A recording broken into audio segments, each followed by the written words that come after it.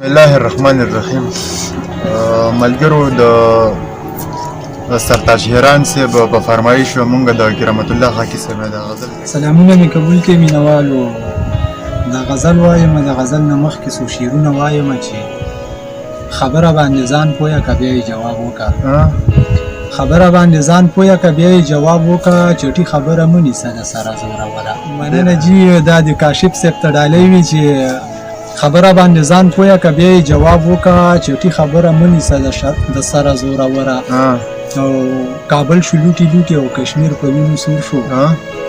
کابل شو لوټي لوټي او کشمیر په وینو سور شو، خدای امان راکړه د دا شر زوروره. ډیر ښه، دا شعر ډیره مننه.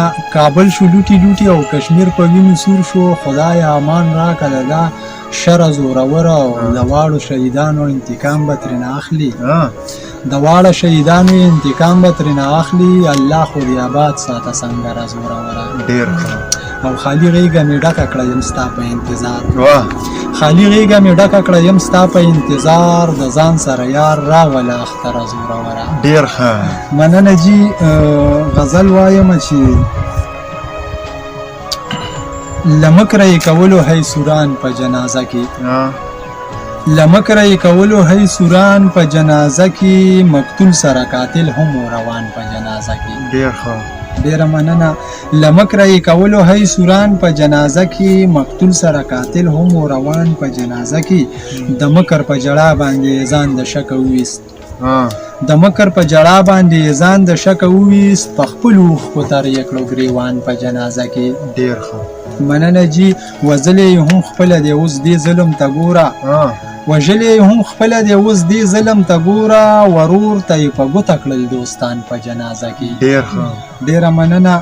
وژلی یې هم خپله دی اوس دې ظلم ته ګوره، ورور ته یې په ګوته کړل دوستان په جنازه کې.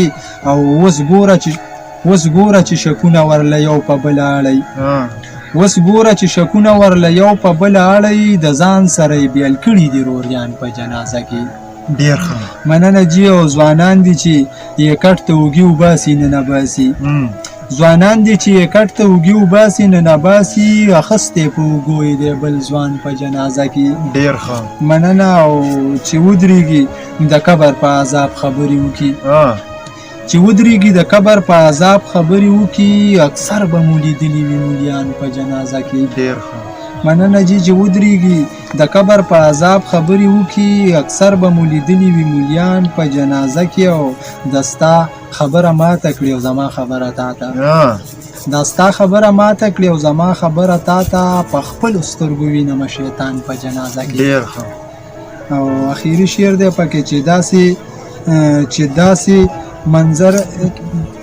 داسې یو منظر مې پکې ولید خاکي جانه، چې داسې یو منظر مې پکې ولید خاکي جانه، زه ځان له غلې ودرېدم حیران په جنازه کې. ډیر ښه. زه ځان له غلې ودرېدم حیران په جنازه کې. یو غزل اوس کوم ډالۍ ده؟ غزل به تاسو ته دا ډالۍ کومه چې لوستلې د پښتو مې د کتاب ټکې پټکې، لوستلې د پښتو مې د کتاب ټکې پټکې، در کومه به اشنا ترېنه جواب ټکې پټکې. ډیر ښه. لوستلې د پښتو مې د کتاب ټکې پټکې، در کومه به اشنا ترېنه جواب ټکې پټکې. او موکه غواړي اشناګینې د ګوتو فن مې زده دی، موکه غواړي اشناګینې د ګوتو فن مې زده دی، غزل به درته وایم په رباب ټکې پټکې. دا دې ووایه. ډیره مننه. موکه غواړي اشناګینې د ګوتو فن مې زده دی، غزل به درته وایم په رباب ټکې پټکې. او ظلمونه ستمونه دې په ما چې څومره کړي، د ټولو درنه اخلمه حساب ټکې پټکې. مننه جي. او د مرګ په وخت د زنکدن کې به د مرګ د فرښتې نه، په وخت د زنکدن کې به د مرګ د فرښتې نه، پوښتمه به د هرې ګناه عذاب ټکې پټکې. ډیر ښه. او نظر مې شو لیکلي و د چم په دیوالونو، نظر مې شو لیکلي و د چم په دیوالونو، لیکلي و خاکي خانه خراب ټکې پټکې. مننه جي. والسلام. ډیره مننه.